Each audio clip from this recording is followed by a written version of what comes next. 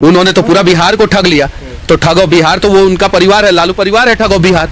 तेजस्वी जी है ठगो बिहार, जिन्होंने पूरा बिहार को ठग के और दिल्ली में फ्रेंड्स कॉलोनी में जो है घर बनवा लिया, उतना बड़ा घर बनवा लिया, अभी केस भी चल रहा है उनके पास। 9वीं फेल तेजस्वी जी, पहले उनके चरित्र के बारे में तो लोगों को बता दें कि वो क्या करते हैं, कैसे जो है वो उप मुख्यमंत्री बने, उन्होंने जो डिपार्टमेंट लिया था उसमें कितना घोटाला किया, कितना भ्रष्टाचार किया, हेलीकॉप्टर पे कैसे घूमना शुरू कर दिए, कैसे कर्पूरी ठाकुर मुख्यमंत्री थे, 2 बार के मुख्यमंत्री थे, उनके दरवाजे पे जो है एक कार तक नहीं आया। कर्पूरी ठाकुर मुख्यमंत्री थे, उनका घर तक नहीं बन पाया।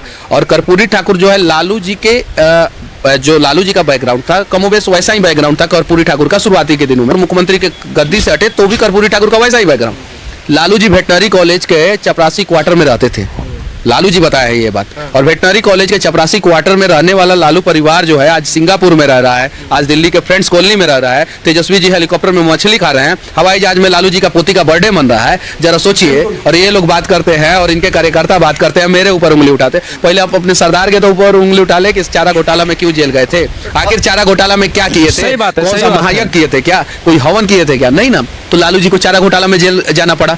उन्होंने तो पूरा बिहार को ठग लिया। तो ठगो लालू परिवार है ठगो बिहार।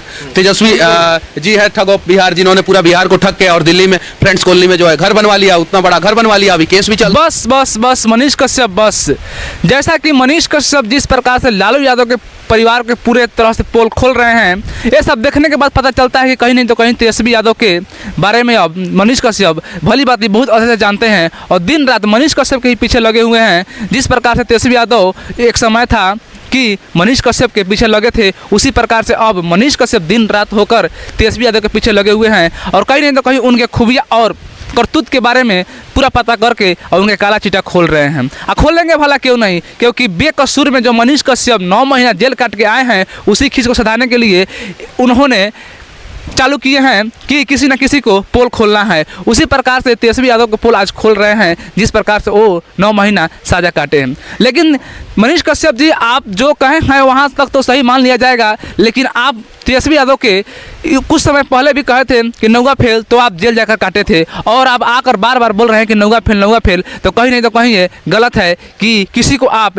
बिन वजह के नौगा फेल मत कहे। क्योंकि अब जो नौगा फेल है तो सारा जनता जान गया है, लेकिन बार बार किसी को एक ही बात को कहकर दिल करना कहीं नहीं तो कहीं गलत है। आप बार बार उन्हें नौगा फेल बोल रहे हैं तो हम लोग को बहुत ख़राब लग रहा है। आप लोग को नहीं बोलना चाहिए किसी को, व्यक्ति को बार बार नौगा फेल। लेकिन मनीष कश्यप जी जिस प्रकार से नौगा फेल उन्हें बोल रहे हैं तो ये कहीं नहीं तो कहीं मनीष कश्यप के लिए गलत है और ये गलत कर रहे हैं। भले लालू परिवार क्या किए हैं ना किए हैं, जो करतूत किए हैं उन्हें जनता के बीच आप ला रहे हैं, ये अच्छी बात है। उन्हें दिखाइए, समझाइए, जनता को समझ में आ रहा है।